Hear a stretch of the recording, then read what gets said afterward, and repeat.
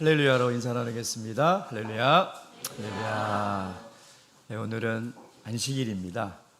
안식일 날 창조주 하나님의 창조를 감사하며 또 우리를 구원하신 그 구속의 은혜가 얼마나 큰지를 깊이 생각하고 예배드리는 그런 날이죠. 오늘 이 안식일을 통해서 하나님께 경배를 드리고 또 하나님의 은혜를 다 누리는 그런 귀한 시간 되길 바라며 우리 옆에 계신 분들하고 이렇게 반가운 마음으로 인사를 좀 했으면 좋겠습니다. 우리가 인사할 때 두 가지 굉장히 중요합니다.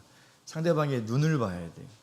가끔 인사하면 안녕하세요 이렇게 눈을 보시고 그 다음에 미소를 지으셔야 돼요.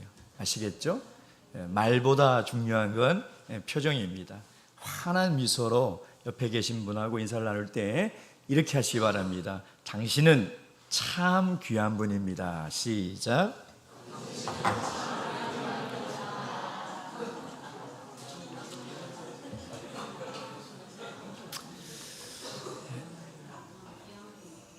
그러죠. 참 귀한 분입니다.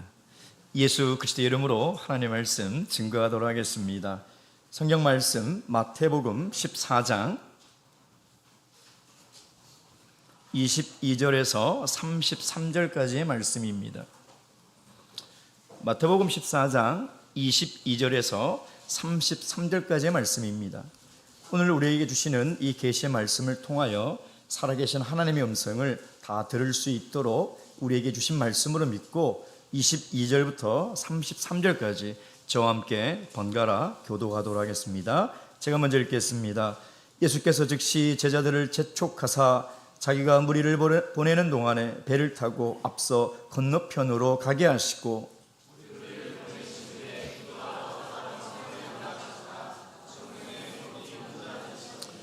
배가 이미 육지에서 술이나 떠나서 바람이 거슬림으로 물결을 인하여 고난을 당하더라.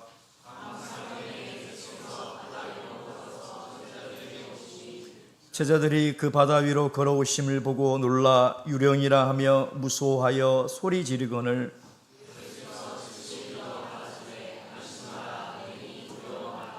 베드로가 대답하여 가로되 주여 만일 주시어든 나를 명하사 물 위로 오라 하소서 한데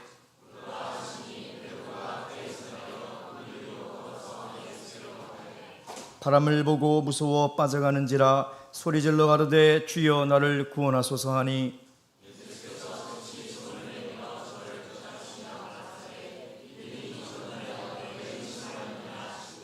배에 함께 오름에 바람이 그치는지라 배에 있는 사람들이 예수께 절하며 가로되 진실로 하나님의 아들이로소이다 하더라. 아멘. 오늘 초등학교 1학년 산수 시간이었습니다. 선생님이 이제 갓 입학한 이 새내기들에게 숫자, 특히 더하기를 가르쳐 주는 그런 시간이었어요. 얘들아 1 더하기 1은 뭐지? 그랬더니 그 주먹 많은 손을 가지고 손가락을 하나 펴고 2요 그러는 거예요. 그래 1 더하기 1은 2지? 그러면은 2 더하기 2는 뭐야? 그랬더니 또 손가락을 펴더니 4요 그러는 거예요. 참 잘했어. 그러면 4 더하기 4는 뭐야? 그랬더니 이제 좀 어렵죠. 한참 꼬물짝 하더니 8이요. 잘했다. 그러면 이것도 맞출 수 있을 거야. 6 더하기 6은 뭐야? 그랬더니 막 한참을 하더니 앞에 있는 꼬마아이가 그래요. 선생님, 이건 사람이 못 풀어요.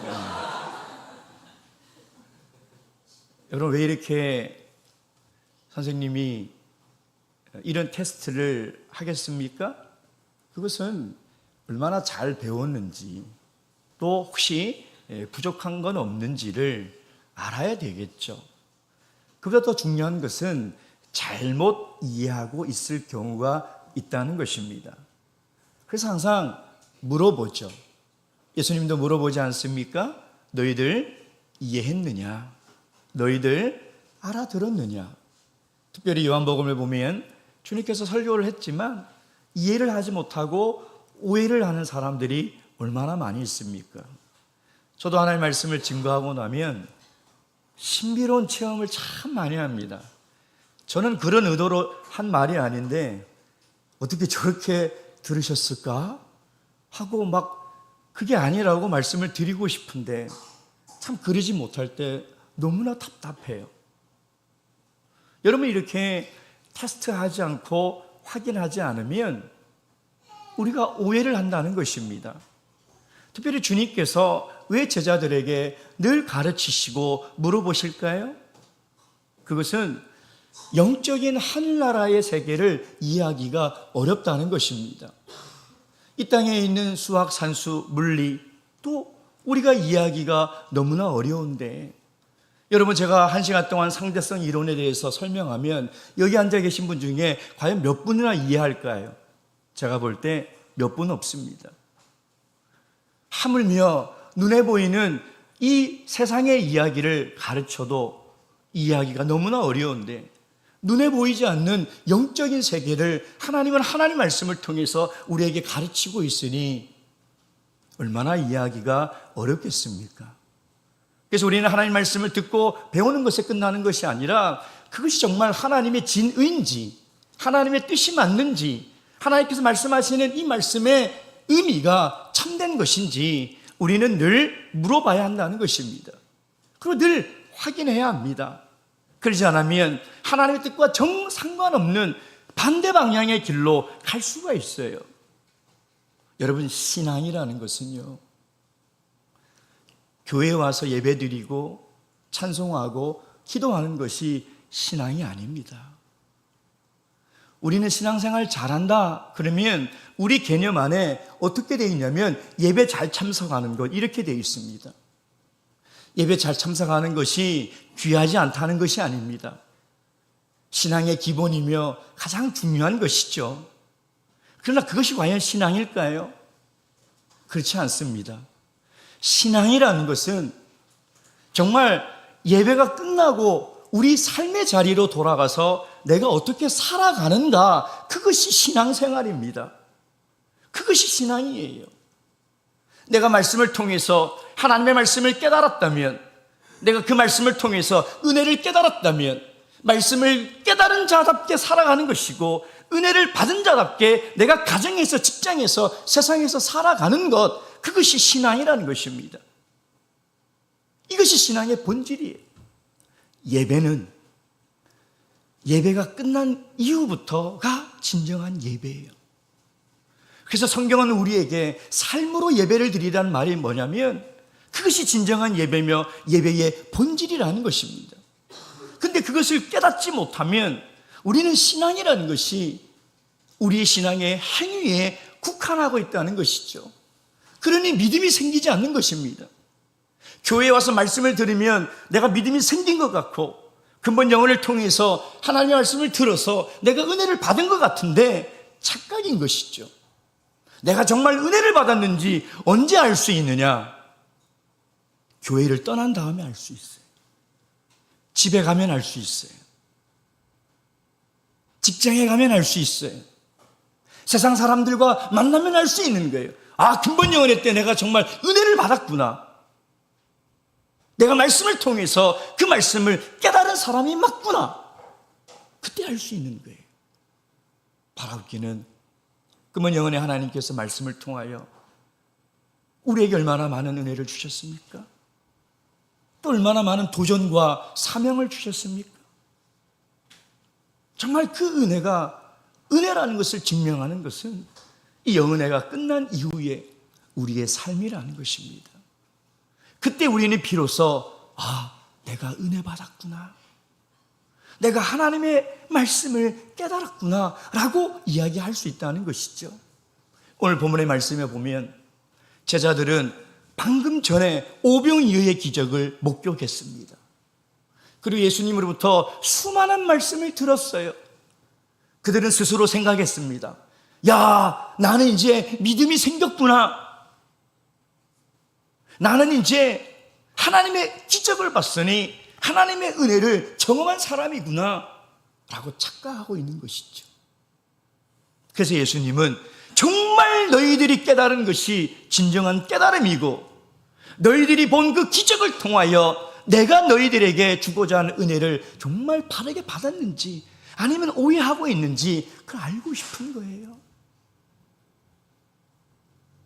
그 기적을 체험한 것이 중요한 것이 아니라 그 기적을 통해서 하나님께서 우리에게 주시고자 하는 그 메시지를 깨닫는 것이 더 중요하다고 제가 말씀드렸잖아요.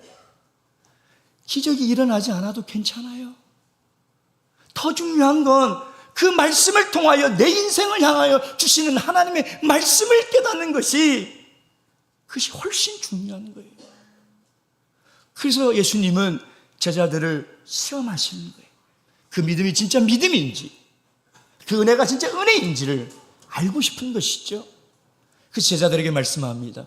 너희들 빨리 배를 타고 바다 건너로 가라. 제자들은 그 예수님의 말씀에 순종했어요. 여러분, 이게 왜 어려운지 알아요? 제자들이 이 말씀에 순종하는 것이 왜 어렵느냐? 지금 예수님이 축사하여 보리떡 5개, 물고기 2마리로 아이 여자를 제외하고 5,000명을 먹였어요. 그 누가 나눠줬어요? 제자들이 나눠줬어요. 아마 베드로 어깨가 막 하늘까지 올라갔을 거예요. 나눠주면서 야, 이리 와. 지금 자기 손에 들고 있는 접시에 나눠줘도 음식이 사라지지 않고 그 음식을 먹고 즐거워하고 놀라워하는 사람들의 표정을 볼 때요, 그 자리를 떠나고 싶지 않아요. 그 수천 명의 사람들이 예수를 왕으로 세우려 하고 그 제자들을 향해서 칭송하고 찬양하는 그 자리를 떠난다? 진짜 어려운 거예요. 사람은 누가 칭찬해 주면요, 제일 좋아요. 인정해 주면요, 제일 좋은 거예요. 근데 예수님 그걸 떠나라는 거죠. 제자들은 그 말씀에 순종하여 즉시 떠납니다. 이게 쉬운 일이 아니에요. 그럼 예수님의 말씀에 순종하여 떠났으면 그들이 기대하는 게 뭘까요? 야, 사람들의 수많은 칭찬보다 더 좋은 것이 있겠구나. 예수님께서 그것을 우리에게 주시려고, 그 은혜를 주시려고 지금 빨리 바다 건너 가라고 하는구나. 갔더니 웬걸? 풍랑을 만나버리네요.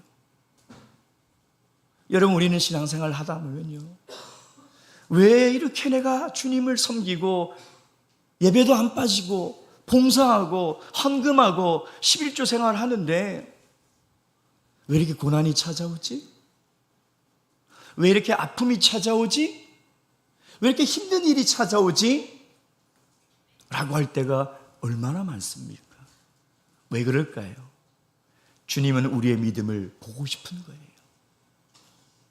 주님은 우리가 정말 주님을 믿고 살아가는 사람인지 알고 싶은 거예요. 그래서 주님은 우리 인생 가운데 풍랑 속으로 우리를 인도하시는 것이죠.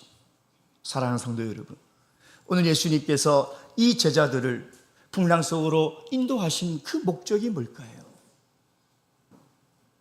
그것을 잘 깨달아 우리가 믿음의 길을 걸어갈 때 수많은 풍랑을 만나더라도 그 속에서 믿음을 굳건히 지키며 살아가시는 우리 귀한 수원교회 성도님 되시길 주님의 이름으로 축원드립니다. 첫 번째, 주님께서 우리에게 풍랑을 주시는 이유는 뭐냐면 이 세상이 어떤 곳인지를 깨달으라는 거예요. 주님이 알고 싶은 건 뭐냐면 우리 모든 그리스도인들이 이 세상의 실존을, 이 세상의 현실을 알으라는 것입니다. 이 세상의 현실을 알으라는 거예요. 24절 말씀 읽겠습니다. 24절 다 함께 읽겠습니다. 시작. 배가 이미 육지에서 술이나 떠나서 바람이 거스림으로 물결을 인하여 고난을 당하더라. 밤 사경에. 우리는 인생의 길을 때로는 망망대해를 지나가는 배로 비유를 합니다. 왜 많은 문학가와 시인들이 그렇게 비유했을까요? 그것이 인생이기 때문인 것이죠. 여러분, 망망대해를 나가보셨나요? 맑은 날만 있는 것이 아닙니다. 때로는 갑자기 강풍이 불어오고요, 때로는 집채만한 파도가 그 배를 덮치려고 밀려올 때가 얼마나 많은지 모르죠. 여러분 인생을 살아보시니까 어때요? 제가 어떤 30대 사청부에게 그렇게 물어봤어요. 어때 요즘 사회생활 어떠냐? 목자님 죽겠어요. 힘들어요. 그래서 제가 그랬죠. 그래 그게 인생이야. 그게 인생이에요. 힘들지 않으면 그건 인생이 아니에요. 왜 힘든지 알아요? 힘들지 않으려고 애쓰니까 힘든 거예요. 이 세상에 사는 삶 자체가 고난이고 고난을 위해서 났다고 성경은 이야기하는데 우리는 희한하게 그걸 오해해서 인생을 힘들지 않게 살라고 하니까 힘든 거죠. 인생은 힘든 거예요. 인생을 사신 우리 어르신들에게 물어보세요. 인생에 살만하냐? 그렇지 않아요. 살아가면 살아갈수록 깨닫는 게 뭔지 알아요? 사는 거 참 어렵다. 힘들다. 라는 것이죠. 왜 그럴까요? 이 세상이 죄로 인해서 오염됐기 때문이에요. 그 말은 뭐냐면 우리 공동체 안에 바이러스 하나가 들어오면 우리가 건강을 잃어버리고 정상적인 삶을 살아갈 수가 없잖아요. 국가가 아니 온 인류가 어떻게 그 작은 바이러스 하나가 들어왔다고 해서 전 세계가 팬데믹을 겪고 여행도 못 가고 집도 못 나가며 그런 삶을 살아간다고 상상이나 해보셨나 이 말. 우리는 3년 동안 비정상적인 삶을 살았다는 것이죠. 죄는 그 바이러스보다 훨씬 더 강력해요. 그것이 우리 세상 안으로 들어와 있어요. 그러니 이 세상이 정상적이겠냐 이 말이에요. 비정상적이죠. 그래서 오늘 본문에 보면 세 가지 단어로 이 세상을 이야기하고 있습니다. 바람, 물결, 밤사경. 여러분 바람이 불어옵니다. 우리가 망망대해에 돛을 올리면 순풍이 불면 좋겠죠. 그러면 무슨 힘이 들겠습니까? 그냥 정말 순풍에 돛단 듯 하는 일마다 잘 됩니다. 애들도 그냥 속 안 새기고 건강이 크고 대학도 가고 막 취업도 팍팍팍 하고 뭐 그냥. 근데 역풍이 불 때가 있다는 거예요. 언제 불지 아무도 모릅니다. 그렇지 않아요? 역풍이 불면요 노를 젓는 거 가지고 그 바람을 이길 인간은 아무도 없습니다. 누가 그 바닷바람을 이길 수 있겠습니까? 거꾸로 갑니다. 내 인생이 마치 정말 뒤로 거꾸로 돌아가는 것처럼 아무리 노력해도 앞으로 나갈 수 없대가 있다는 것이죠. 물결은 파란만장한 인생이라고 그러죠. 파란만장은 파도가 만 번을 친다는 거예요. 여러분 그게 파란만장한 인생이에요. 야, 이 힘든 고비 넘겨서 이제 내 인생에 좀 편안하게 살려나 했더니 또 저기서 속을 썩이고, 야, 이거 좀 지나갔더니 저기서 문제가 또 생기고. 그게 인생이라는 것이죠. 그리고 한밤중 우리 인생은 캄캄한, 여기 한밤중이라는 것은 사경을 얘기하죠. 사경, 새벽 3시부터 6시. 왜 사경에 예수님께서 가라고 했을까? 저녁에 3시부터 6시가 제일 어두울 때예요. 제일 어두울 때예요. 예수님은 제자들을 보내시면서 예수님의 마음은 뭐냐면, 얘들아, 이 세상이 어떤 곳인지를 너희들 알았으면 좋겠다. 그 기적을 통해서 사람들의 칭찬과 그 사람들이 우리를 왕으로 세우고자 하는 그 인기들, 거기에 취하면 안 된다. 세상은 원래 고난을 위해서 태어났다. 그것을 알으라는 것이죠. 여러분, 우리가 하나님 잘 믿고 신앙생활 잘 하다가 고난과 어려움과 질병이 딱 우리 삶에 오면, 바람이 갑자기 역풍으로 바뀌면, 파도가 갑자기 막 덮쳐서 내 인생을 덮어버리면, 정말 깜깜해서 한 치 앞도 볼 수 없을 것 같은 그런 어둠 속에 딱 있으면, 우리가 제일 먼저 하나님께 하는 질문이 뭐예요? 주님, 왜 나에게 이런 일이 있냐? 왜 나에게 이런 일이? 그렇죠? 이거 왜 그런지 알아요? 왜 그런 얘기합니까? 차라리 죄를 많이 짓고 산 사람들은 그런 얘기 안 해요. 그런 고난당하면 내가 지은 죄가 많아서 그래. 내가 그때 잘못 살아서 그래. 근데 잘 살아온 사람, 특히 신앙생활 정말 열심히 한 사람들은요, 딱 고난이 닥쳐오면 제일 먼저 하나님께 외쳐요. 왜 하나님 저에게 이런 고난을 주십니까? 왜 내가 이런 병을 얻어야 돼요? 왜 내가 이런 고통을 당해야 됩니까? 라고 얘기한다는 것이죠. 제가 몇 년 전 일반교회 목사님인데요, 개인적으로 참 존경하는 목사님입니다. 일반교회 목사님이지만 그분의 책을 읽으면 참 그래도 바르게 말씀을 이해하고 있고 또 정신도 바르게 있는, 세상의 다른 목사들처럼 그냥 성도들 듣기 좋으라는 얘기를 하는 것이 아니라 해야 될 하나님 말씀을 담대히 하는 그런 분이에요. 기독교 교교에서도 굉장히 유명한 분입니다. 근데 이분이 어느 날 암 말기 판정을 받은 거예요. 그래서 이분이 하나님께 딱 나와서 기도하는데 제일 먼저 하나님께 뭐라고 했을까요? 하나님, 왜 저에게 이런 병을 주십니까? 제가 평생을 하나님을 섬기고 하나님 말씀을 증거하고 성도를 섬기며 살아왔는데 저에게 왜 이렇게 큰 병을 주십니까? 그러고 하나님 앞에 울부짖으며 기도를 했대요. 한참을 기도하는데 하나님이 그러시대요. 왜 너는 안 되냐? 그러시더래요. 그때 망치로 머리를 맞은 것처럼 내가 교만했구나. 그래, 왜 나는 고난에서 피해가야 되냐 이 말이에요. 왜 내 인생은 파도에서 피해가고 바람을 맞지 않아야 되냐 이 말이에요. 그것이 교만한 생각이라는 것을 깨닫고 이분이, 그래, 이것도 하나님이 주신 뜻이라면 감사하게 받자.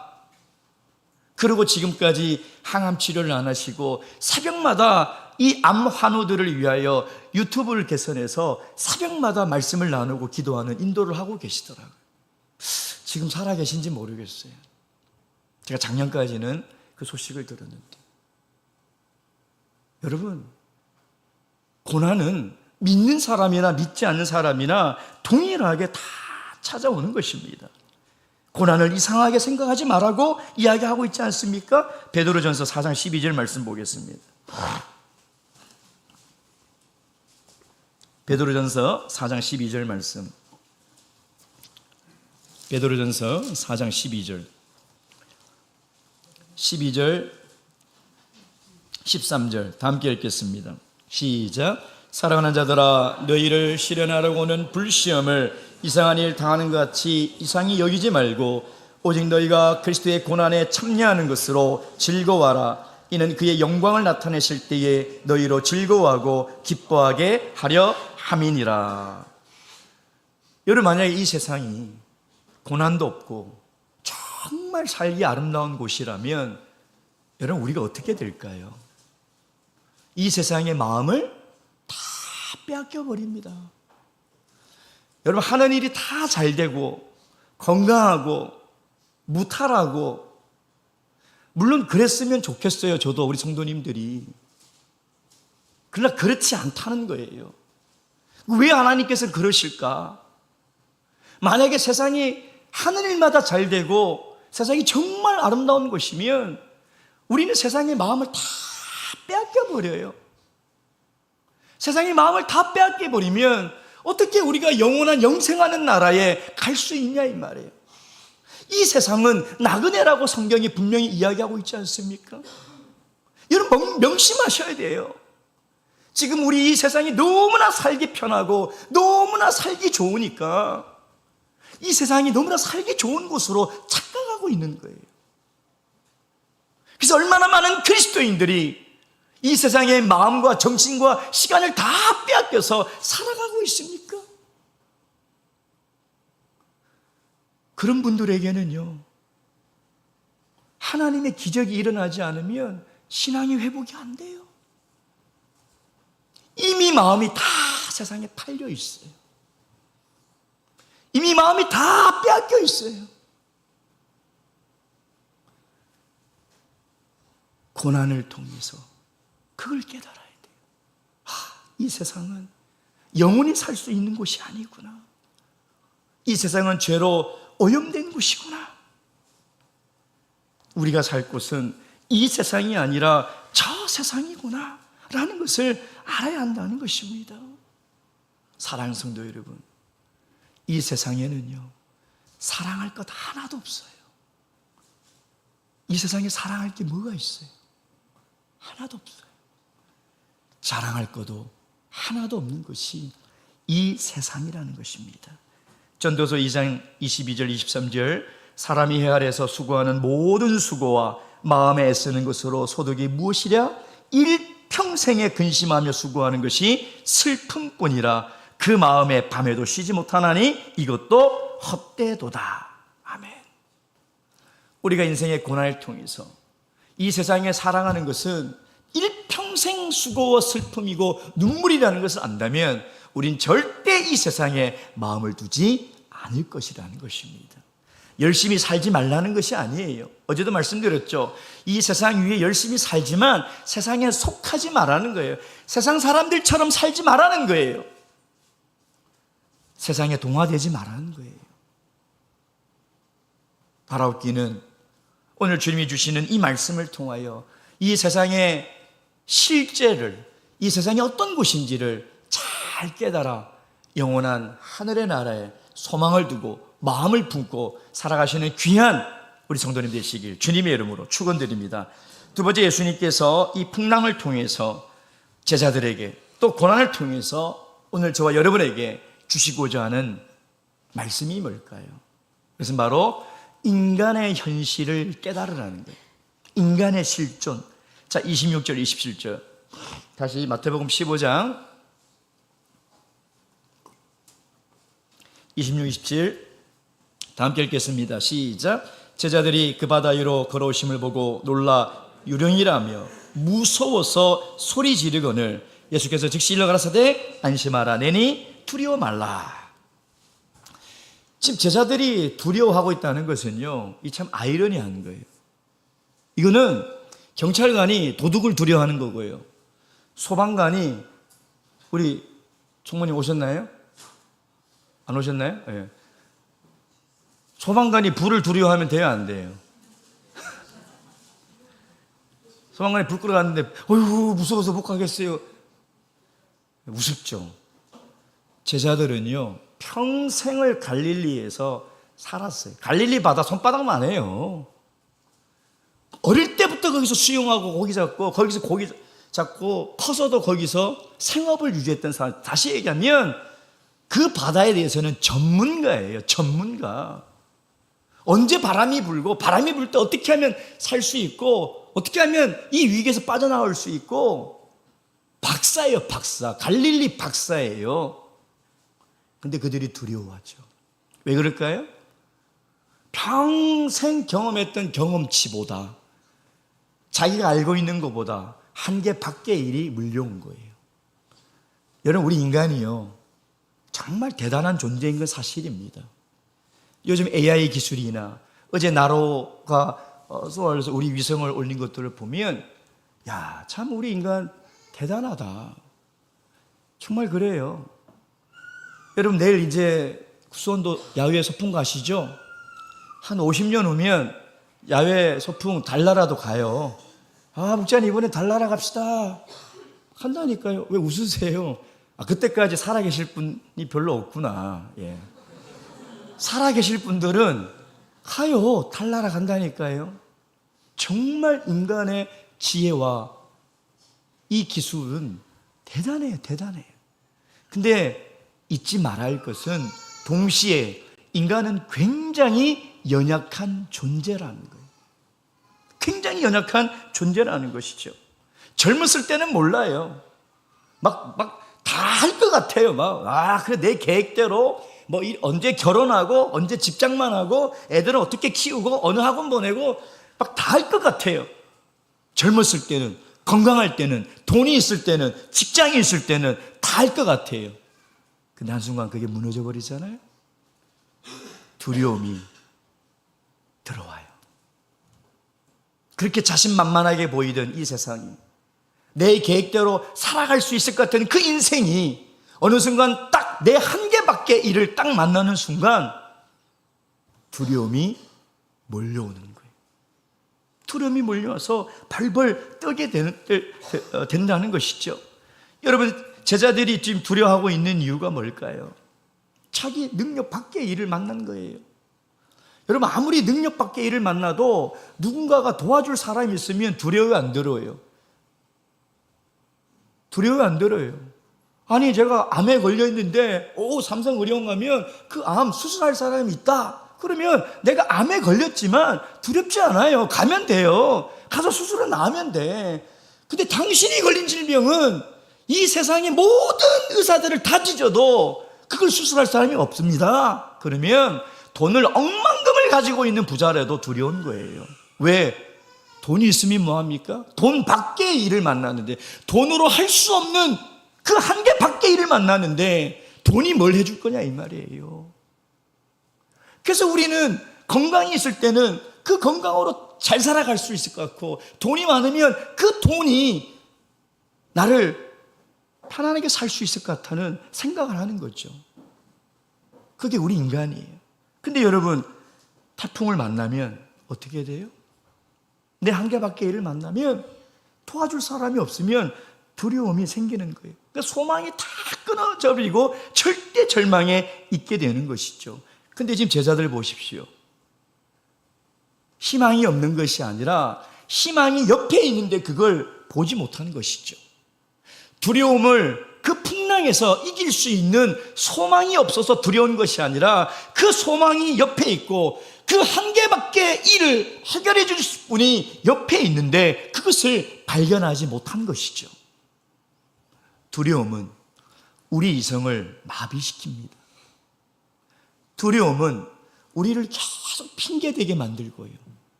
두려움은 나의 모든 에너지를 다 갉아먹어요.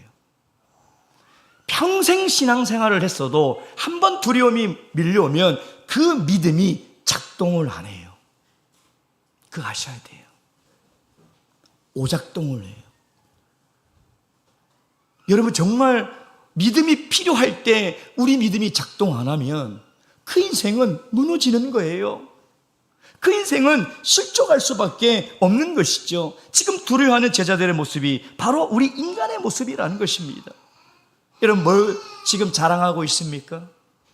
여러분, 건강입니까?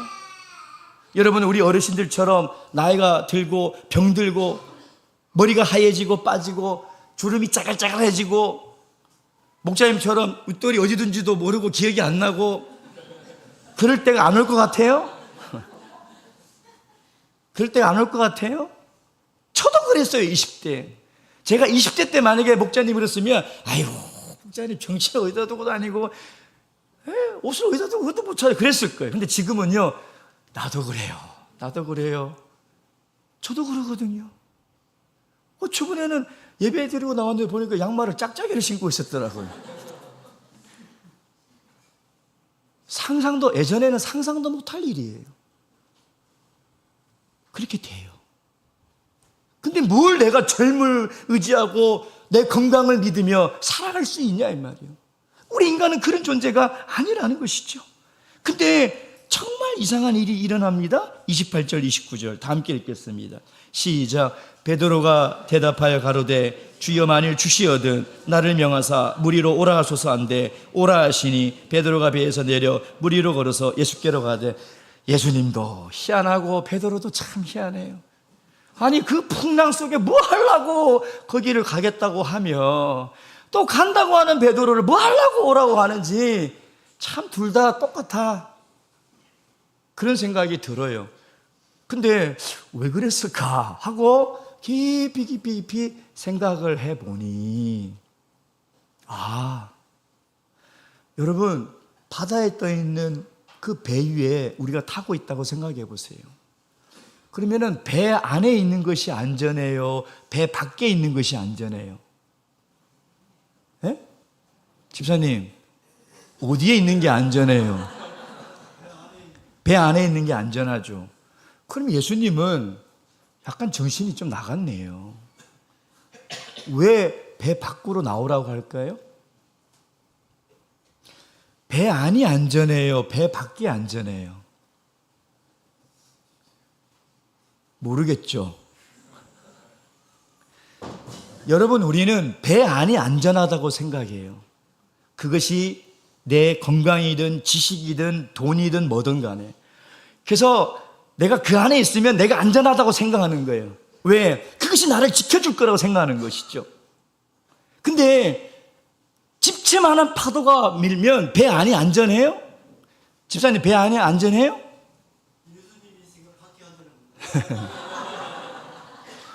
이 말씀을 잘 보셔야 돼요. 29절 잘 보세요. 물 위로 걸어서 어디로 갔다고요? 예수께로. 여러분, 이 세상에 어디가 안전하겠냐 이 말이에요. 도대체 어딜 가야 사고가 안 나고, 어디에 있어야 불이 안 나고, 어디에 있어야 지진이 안 나겠냐 이 말이에요. 없어요. 이 세상에 안전한 곳은 아무도 없어요. 딱 한 군데 있어요. 주님 안에 있어야 돼요. 주님 안에 있어야 돼요. 우리 연약한 인생을 붙들어 주시고 지켜주시고 보호하실 분은 우리 집도 아니고 내 학력도 아니고 내 건강도 아니고 예수 그리스도 한 분밖에 없는 거예요. 여러분, 그거 믿으셔야 돼요. 그거 믿지 않으면 여전히 여러분 배 안에서 그럴 거예요. 야, 이 직업이 내 인생을 지켜줄 거야. 이 아파트가 내가 마련하려고 얼마나 힘들겠는데 이 아파트가 내 인생을 지켜줄 거야. 그러니까 전세 사기당하니까 다 목숨 끊고 자살하잖아요. 왜? 지켜줄 것처럼 생각했는데 그게 날아가 버리니까 살 소망이 없는 거예요. 여러분, 우리 인간은 그런 존재라는 거예요. 우리 인간은 어디 있을 때 가장 안전하냐? 예수께로 가야 돼요. 예수께로 가야 돼. 길을 쓰고 예수 그리스도 안에 머물고 예수 그리스도 안에 속하며 그 안에 살아가려고 노력해야 된다는 것이죠. 바로 그는 우리 인간이 얼마나 연약한 존재를 깨달으시 바랍니다. 우리 인간보다 연약한 존재가 없어요. 근데 그 연약함을 강하게 붙들어 주시는 분은 오직 예수 그리스도밖에 없다는 것을 꼭 기억하시고 그리스도 안에 속하셔서 살아가시길 주님의 이름으로 축원드립니다. 마지막 세 번째, 예수님은 이 풍랑을 통해서 제자들에게 주시고자 하는 교훈이 뭔가? 그것은 바로 예수님이 누구인지를 알기를 원하시는 것이죠. 예수님이 누구인지를. 자, 요한복음 17장 3절 말씀 보겠습니다. 요한복음 17장 3절. 17장인가요? 네, 17장 3절. 다 함께 읽겠습니다. 시작. 영생은 곧 유일하신 참 하나님과 그의 보내신 자 예수 그리스도를 아는 것이니라. 영생이 뭐라고요? 예수 그리스도를 아는 거예요. 이 아는 것은 두 가지 의미가 있습니다. 지식적으로 체험적으로 인지하고 깨닫는다는 의미도 있지만 관계를 맺다, 부부가 연합하다, 사귀다 이런 뜻이 있어요. 요한복음 10장 2절의 말씀은 사귀다는 뜻이에요. 그의 안에 거하는 거예요. 내가 그의 안에 거하고 그가 내 안에 거해서 내가 하나님과 하나가 되고 하나님과 내가 하나가 되는 거예요. 그래서 아는 거예요. 여러분, 부부가 사랑해서 결혼해도요, 각자 대화도 없고요, 각자 사귐도 없고요, 평생을 그렇게 살면 알까요, 모를까요? 많은 분들이 그래요. 목사님, 우리 남편은 30년 살았는데 모르겠어요. 어떻게 사셨는데요? 별 대화가 없어요. 몰라요. 오늘 집에 가셔서 서로 얼마나 잘 알고 있는지 한번 테스트를 해보세요. 여러분, 예수님을 안다는 것은 그냥 성경을 통해서, 말씀을 통해서 지식적으로 안다는 것이 아니에요. 그분이 내 안에 들어오고 내가 그분 안에 있어서 그분을 경험하는 거예요. 자, 근데 이 제자들은 예수님을 뭐로 알았어요? 26절, 27절 다시 돌아가서 26절 예수님을 보고 뭐라고요? 귀신이다 그러는 거예요. 귀신이다. 귀신이다. 예수님을 체험적으로 내 안에 모시지 못한 사람은요, 귀신하고 예수님도 구분 못해요. 아니, 예수님이 어느 날 여러분을 도와주러 왔는데 귀신이다 그리고 소금 막 뿌리면 예수님이 어떻게 했냐 이 말이에요. 예수님을 못 알아보는, 예수님이 누구인지를 모르는 거예요, 여러분. 지금 제자들은 예수님을 어떻게 지식적으로 인식해가고 있느냐? 정치적 메시아, 오병이어 사건으로 통해서 경제적 메시아. 야, 이제 예수님을 우리가 이렇게 힘들게 모셨으니 이분이 왕이 되면 나는 좌의정, 너는 우의정. 그 부풀은 꿈을 가지고 있는 거죠. 예수님이 누군지를 모르는 거예요. 예수님이 누군지 모르는 거예요, 여러분. 여러분, 평생을 신앙생활해도 예수님이 누군지를 모르는 사람들이 참 많아요. 예수 믿으면 복 받는다 그래요. 근데 맨날 나와서 예수님께 떡만 구하는 거죠. 좀 많은 떡 먹게 해주세요. 그 많은 떡 줬더니 좀 더 좋은 떡 먹게 해주세요. 좀 좋은 떡 먹었더니 계속 복만 구하는 거예요. 그런 분들은 하나님이 고난을 주면 어떻게 할까요? 하나님 떠나요. 하나님 떠난다니까요. 내가 하나님 믿었는데 하나님 복을 안 주시고 고난을 주시네? 떠나는 거죠. 근데 예수님이 고난을 주시는 것은 예수가 누군지를 바르게 알아요.